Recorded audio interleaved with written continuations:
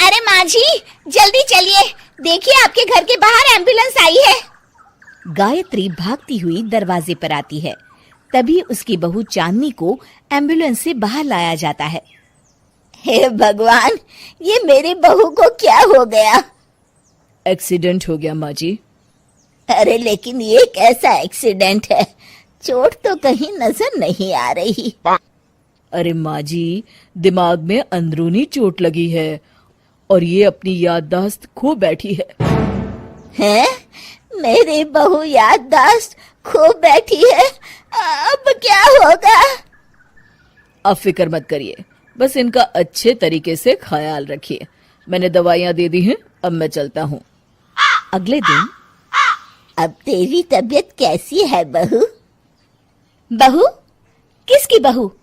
हम भैरवगढ़ के ठाकुर विक्रम सिंह की बेटी रूपवती हैं। हम एक राजकुमारी हैं और तुम हमारी दासी हो बुढ़िया। अरे बेटा विशाल, बहू कैसी बहकी बातें कर रही है। अरे कुछ मत पूछो माँ, रात को मुझसे अपने पैर दबा रही थी। सर पर चोट लगने की वजह से इसका दिमाग पूरी तरह खराब हो गया है और ये अपने आप को राजकुमारी समझ रही है। तभी वहां चांदनी आ जाती है। तुम दोनों यहाँ क्या खुसुर फुसुर कर रहे हो? कहीं तुम दोनों मिलकर हमारे खिलाफ कोई षड्यंत्र तो नहीं रच रहे हो? हम तुम्हारा सर तलवार से उड़वा देंगे, समझे? अरे नहीं नहीं राजकुमारी जी, हम तो आपके सेवक हैं। भला हमारी इतनी हिम्मत। कहिए, आपने यहाँ हॉल में आने का कष्ट कैसे किया? हमें बहुत भूख लगी है। ए दासी, जल्दी से हमारे लिए भोजन का प्रबंध करो। आज हम शाही कबाब खाएंगे। विशाल अपनी माँ को चांदनी की बात मानने के लिए इशारा करता है।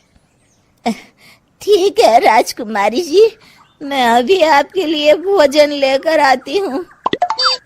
इस तरह विशाल और उसकी माँ ना चाहते हुए भी चांदनी की जी हजूरी में लगे रहते हैं। लाओ माँ, जल्दी से मेरा टिफिन दो, मुझे देर हो रही है।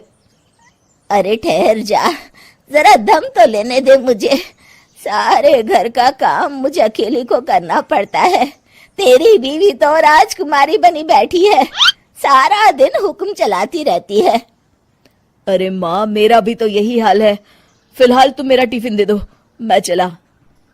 रुको, कहाँ जा रहे हो? अरे मर गया रे, ये कहाँ से आ धमकी?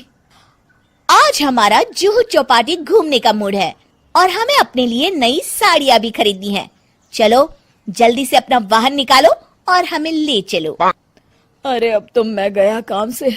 अगर आज मैं वक्त पे ऑफिस नहीं पहुंचा तो मेरा बॉस मुझे नौकरी से निकाल देगा। मरता क्या न करता। आखिरकार विशाल चांदनी को घुमाने ले जाता है और चांदनी अपने लिए ढेर सारी शॉपिंग भी करती है। ए दासी, टीवी पर कपिल शर्मा के आने का समय हो गया है, जल्दी से टीवी शुरू करो। अरे वाह, कपिल शर्मा तुझे याद है, बाकी कुछ याद नहीं। बहू तू तो बड़ी चालू लगती है, अपने फायदे की हर चीज तुझे याद रहती है।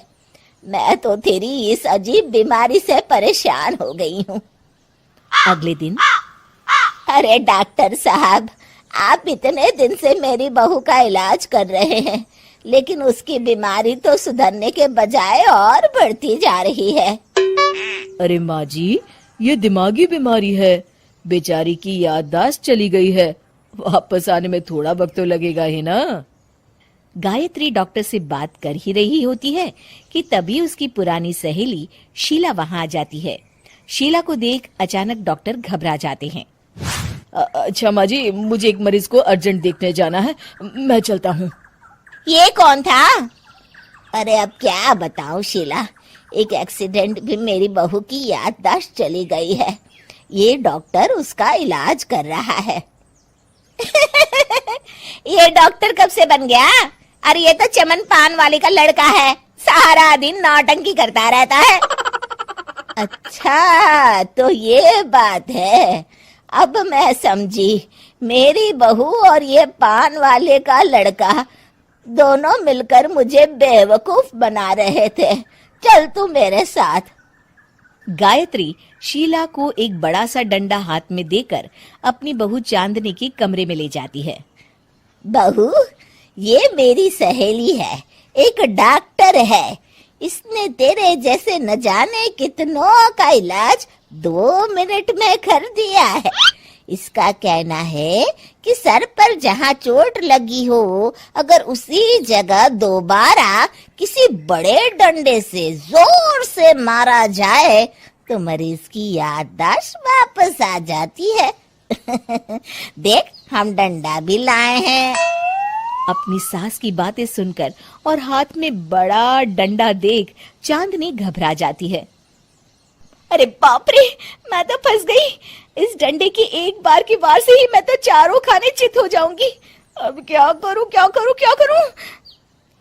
लेकिन गायत्री, डंडा सर पर ठीक उसी जगह लगना चाहिए जहाँ चोट लगी है।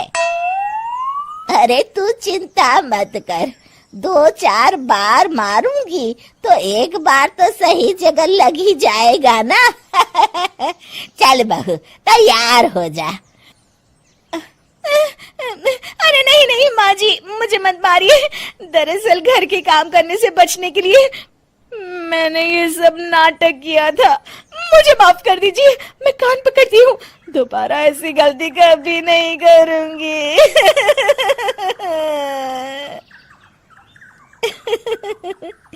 क्यों दोस्तों, कहानी कैसी लगी हमें जरूर बताइएगा।